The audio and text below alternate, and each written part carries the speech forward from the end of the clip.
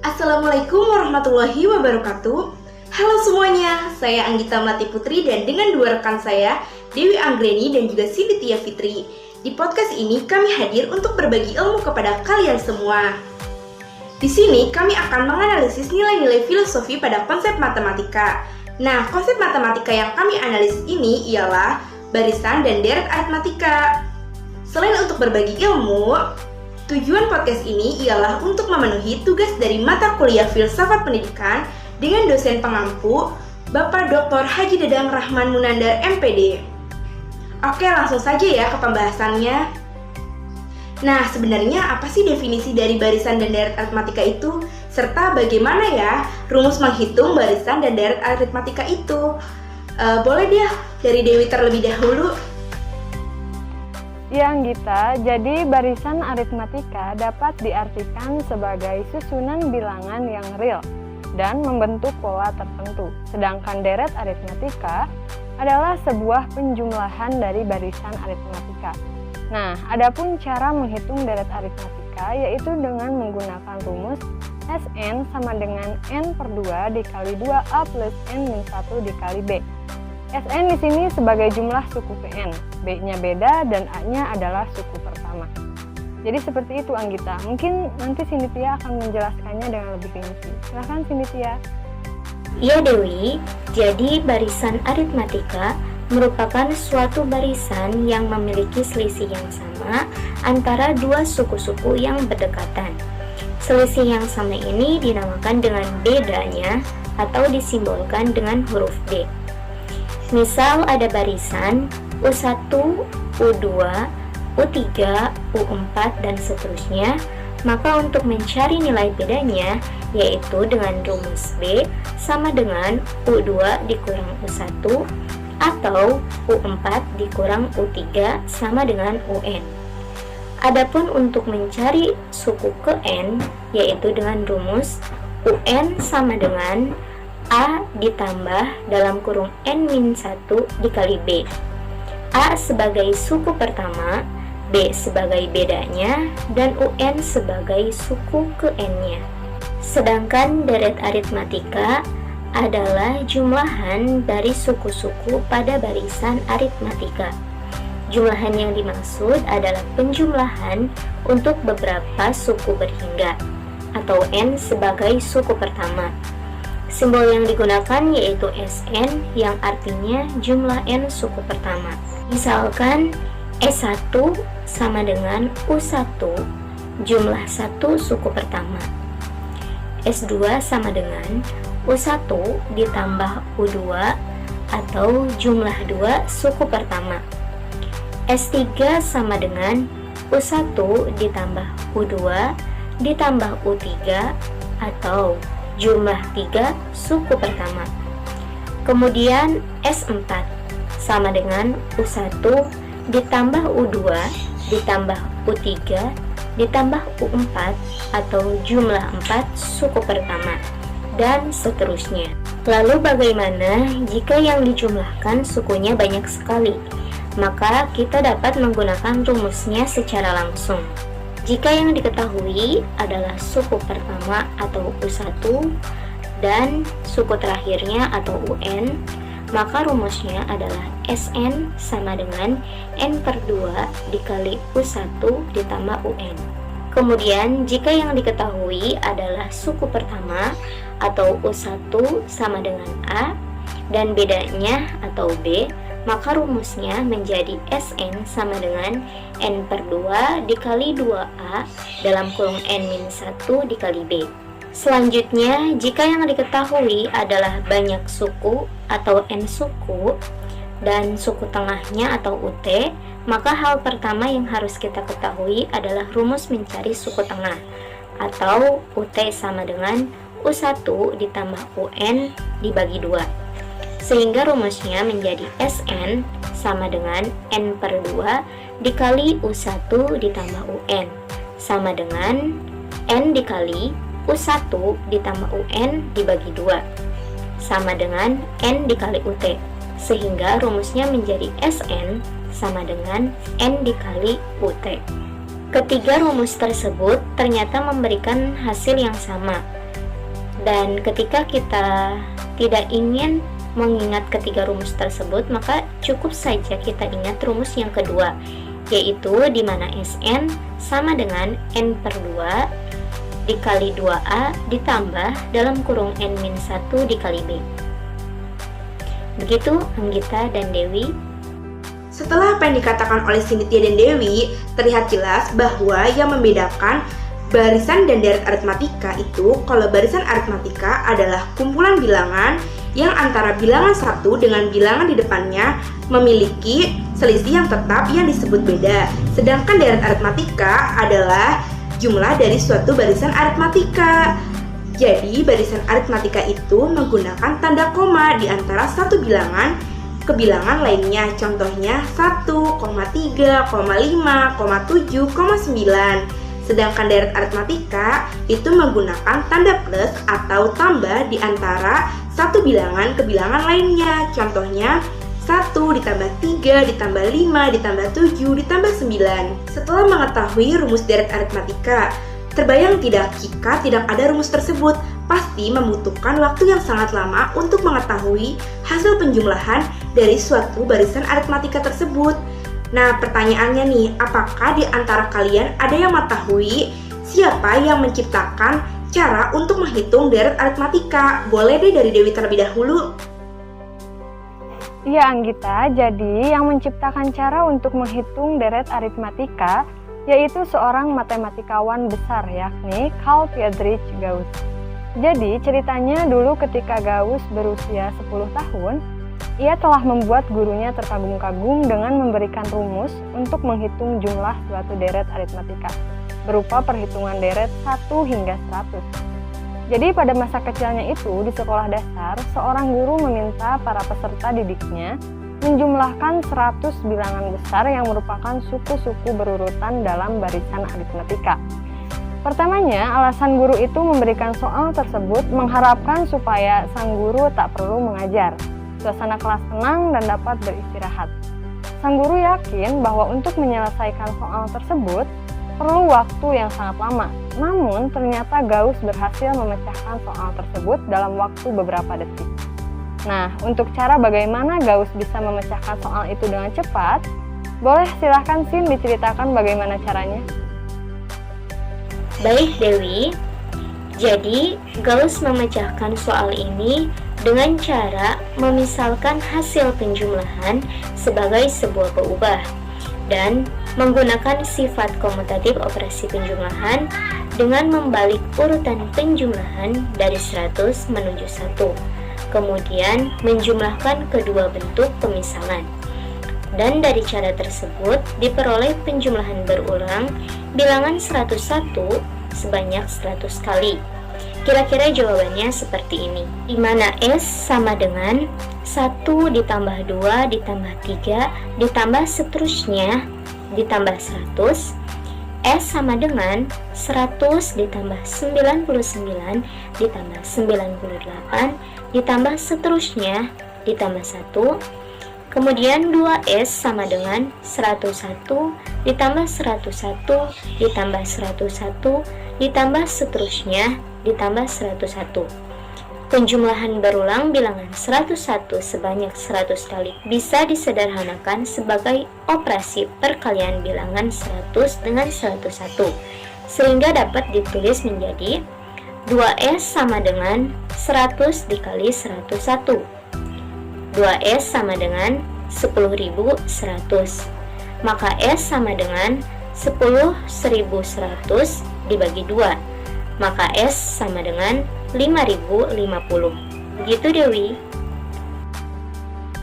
Wah, hebat sekali ya Gauss, di usianya yang 10 tahun sudah bisa menciptakan bagaimana cara untuk menghitung deret aritmatika.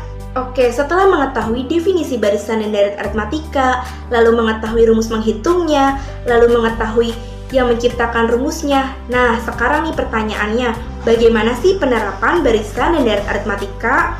Serta bagaimana cara pemecahan masalahnya dalam kehidupan sehari-hari? Boleh deh dari Dewi terlebih dahulu. Oke Anggita, jadi dalam kehidupan sehari-hari memang kita sering dihadapkan pada masalah nyata yang model matematikanya dapat diterjemahkan dalam bentuk barisan aritmatika.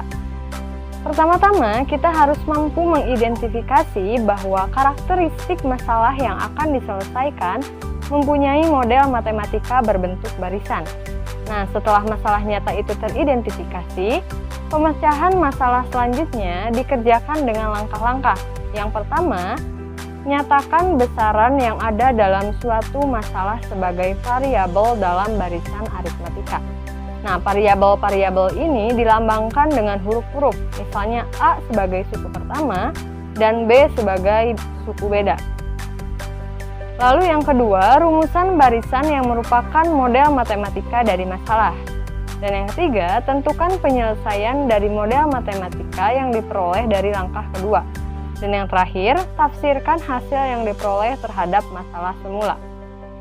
Oke, agar lebih paham, saya ada suatu permasalahan di sini.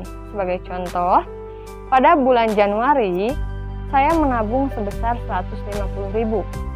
Pada bulan berikutnya, saya menabung sebesar 300.000, 450.000, 600.000, demikian seterusnya sampai bulan Desember. Nah, pertanyaannya, berapa besar saya menabung pada bulan Juli dan Desember? Nah, permasalahan ini dapat kita selesaikan dengan rumus mencari suku ke N, yaitu UN sama dengan A ditambah N-1 dikali B. Berarti sebelumnya kita harus mengetahui suku pertama dan bedanya. Oke, dari soal tadi kita dapat mengetahui bahwa suku pertamanya yaitu 150.000 karena Itu jumlah uang pada saat saya menabung di bulan pertama. Lalu setelah itu, kita cari bedanya dengan cara mengurangkan suku kedua dengan suku pertama, atau mengurangkan besarnya uang yang saya tabung pada bulan Februari dengan bulan Januari, yakni 300.000 dikurang 150.000, hasilnya 150.000. Setelah mengetahui suku pertama dan bedanya, langkah selanjutnya yakni memasukkannya ke dalam rumus. Nah, berarti bulan Juli berarti suku ke-7 dan bulan Desember berarti suku ke-12. Masukkan ke dalam rumus, U7 sama dengan A ditambah N-1 dikali B. Tadi kan A-nya sudah diketahui, B-nya sudah diketahui. Nah, tinggal dihitung, nanti akan ketemu hasilnya bahwa U7-nya adalah 1.050.000. Begitupun U12-nya, masukkan ke dalam rumus dan nanti akan ketahuan hasilnya yakni 1.800.000. Jadi kesimpulannya, saya menabung sebesar 1.050.000 pada bulan Juli dan sebesar 1.800.000 pada bulan Desember. Pasti bingung kan ya? Oke deh, mungkin Cynthia akan menjelaskannya dengan lebih sederhana agar mudah dipahami juga. Silahkan Cynthia. Iya Dewi, jadi saya punya satu permasalahan. Jadi ceritanya saya punya seutas tali rapia yang dipotong menjadi 6 bagian membentuk barisan aritmatika. Nah, tali terpendeknya itu 6 cm dan yang terpanjangnya 36 cm. Pertanyaannya, panjang tali rapia semula adalah? Nah, jadi untuk memecahkan persoalan ini, langkah pertama adalah kita harus mengetahui apa yang diketahui pada soal. Pada soal diketahui banyak potongan tali rapia atau banyak suku dengan simbol N sebanyak 6, maka N sama dengan 6. Kemudian panjang tali terpendeknya yaitu 6 cm atau suku pertama dengan simbol U1 yaitu U1 sama dengan 6 cm. Kemudian panjang tali terpanjangnya yaitu U6 sama dengan 36 cm. Yang ditanyakan adalah panjang tali rapia semula. Nah, panjang rapia semula itu sama dengan jumlah seluruh panjang potongan tali. Pada soal tali rapia tersebut dipotong sebanyak 6 bagian, maka yang ditanyakan adalah S6. Nah, dari soal ini rumus yang kita gunakan yaitu Sn sama dengan N/2 dikali N1 ditambah UN. Selanjutnya substitusikan sehingga menjadi S6 sama dengan N/2 dikali N ditambah 36. Kemudian S6 sama dengan 3 dikali 42 sama dengan 126. Dengan demikian, panjang tali rapia semula yaitu 126 cm. Begitu Dewi. Iya, saya paham. Wah, berarti dengan adanya rumus deret aritmatika itu sangat bermanfaat ya. Salah satunya kita dapat mengetahui panjang tali rapia semula. Oke, selain itu nih, apa sih manfaat mempelajari barisan dan deret aritmatika itu? Boleh deh dari Cynthia terlebih dahulu. Iya Anggita, jadi manfaatnya adalah untuk menghitung modal akhir dan cicilan menggunakan prinsip bunga tunggal. Kemudian untuk memprediksi biaya pengeluaran, pemasukan, keuntungan, dan kerugian. Jadi bisa mengetahui alur perkembangan perusahaan dari setiap waktunya. Bukan begitu Dewi? Iya begitu Cynthia. Dengan memahami barisan dan deret aritmatika, para pedagang di pasar juga bisa memprediksi skala keuntungan dan kerugian. Begitu juga dengan petani, bisa menghitung skala keuntungan dan kerugian dari jumlah total panenan dengan perbandingan harga di pasaran. Oh, jadi begitu. Oke nih, pertanyaan terakhir dari saya yang tentunya ditunggu-tunggu oleh para penonton, yaitu apa sih sebenarnya nilai-nilai filosofi yang ada pada konsep deret aritmatika? Boleh deh dari Dewi terlebih dahulu. Nilai-nilai filosofi pada deret aritmatika. Oke Anggita. Menurut saya, jika ada suatu deret, yakni 1 ditambah 2 ditambah 3 ditambah 4 dan seterusnya, Jika dikaitkan dengan cara seseorang mencapai tujuan dan cita-cita, itu adalah langkah-langkah yang maju dan mengalami peningkatan. Merekalah orang-orang yang persistensinya tinggi, tidak hanya bekerja keras, tapi juga bekerja cerdas. Tujuan mereka akan tercapai karena prinsip mereka hari ini harus lebih baik dari hari kemarin. Makanya deret aritmatikanya itu bertambah dari bilangan satu ke bilangan lainnya. Ada juga deret aritmatika yang seperti ini, 1 ditambah 1 ditambah 1, terus 1 gitu. Ini juga seseorang yang persistensinya juga tinggi. Mereka juga bisa dikatakan orang-orang yang bekerja keras. Namun, mereka hanya bekerja keras, langkah yang tanpa disertai kerja cerdas. Melangkah setiap hari, perlahan tapi pasti. Jadi, setiap bilangannya tidak bertambah, melainkan tetap. Jadi, seperti itu menurut saya. Bagaimana dengan pendapat Cynthia? Iya Dew, terus ada kan deret yang seperti ini, 1 ditambah 0, ditambah 1 ditambah 0, ditambah seterusnya, ditambah 1. Nah, filosofi deret yang seperti ini jika dikaitkan dengan seseorang untuk mencapai tujuan dan cita-citanya, yaitu mereka yang melangkah, namun langkahnya itu kadang terhenti. Terhenti di sini karena sering menunda-nunda apa yang seharusnya ia lakukan untuk mencapai tujuan atau cita-citanya itu. Kemudian ada juga deret yang seperti ini, 0 ditambah 0 ditambah 0 ditambah seterusnya ditambah 0. Nah, deret yang seperti ini adalah dia yang memiliki cita-cita dan tujuan tapi tidak mempunyai usaha. Nah, tentu saja mereka yang seperti ini tidak akan pernah mencapai tujuannya.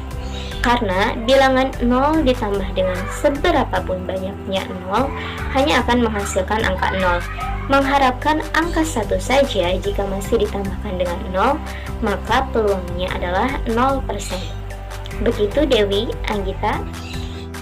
Setelah mendengar nilai-nilai filosofi dari Dewi dan Cynthia, dapat disimpulkan bahwa jika ingin tujuan dan cita-cita kita tercapai, kita harus melangkah seperti deret aritmatika yang seperti 1 ditambah 2 ditambah 3 ditambah 4 ditambah 5 dan seterusnya sampai tak terhingga.